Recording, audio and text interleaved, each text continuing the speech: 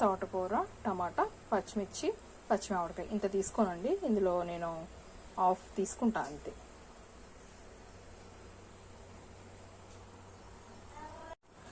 మన తోటకూర ఇవన్నీ శుభ్రంగా వాష్ చేసి కుక్కర్లో పెట్టేసి ఉడికించి తోటకూర పుల్లకూర ఎలా చేసుకోవాలో చూపిస్తాం.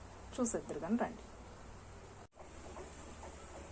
చూసారు కదా, ఈ విధంగా కుక్కర్లో మీడియం ఫ్లేమ్ మీద ఒక 4 విజిల్స్, 4 లేదంటే ఒక 5 అంతే సరిపోతుంది. అంతగా మించి అవసరం లేదు. ఇదిగో ఈ విధంగా మెత్తగా కొంచెం ఉన్నాయి వాటర్ అన్నమాట. ఇందులో టేస్ట్గా తగ్గట్టుగా సాల్ట్ వేసేసుకొని పప్పు గత్తితో మెత్తగా ఇది స్మాష్ చేసుకుందాం.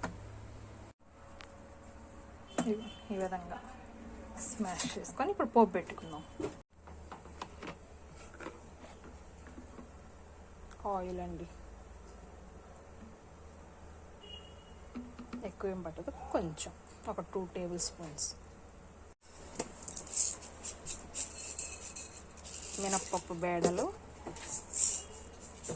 ఆవాలు, జీలకర్ర.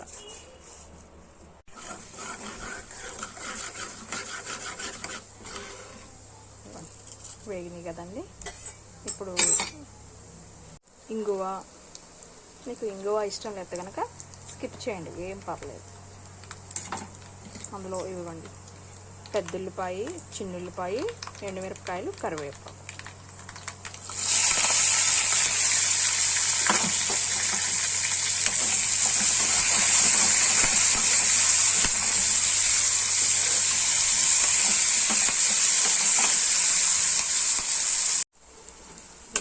లైట్ గోల్డెన్ బ్రౌన్ వచ్చేంత వరకు వేగితే సరిపోయింది. ఎక్కువ ఏం అవసరం లేదు. ఇప్పుడు మనం తోటకూర ఉంది కదండి, ఇది వేసేసుకుంటాం.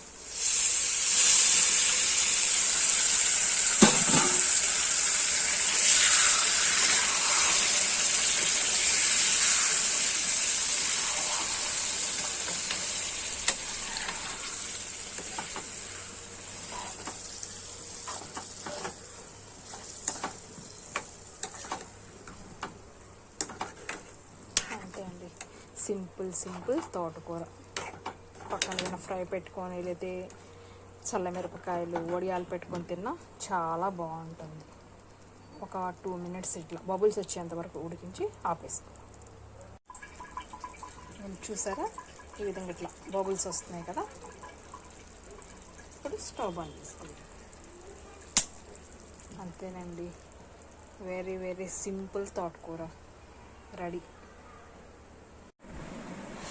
చూసారా నా లంచ్, వడియాలతోటి తోటకూరతోటి ఇవాల్టి నా లంచ్ అనమాట. మీకు నచ్చితే కనుక తప్పకుండా లైక్ చేయండి, షేర్ చేయండి, సబ్స్క్రైబ్ చేయడం మాత్రం మర్చిపోకండి.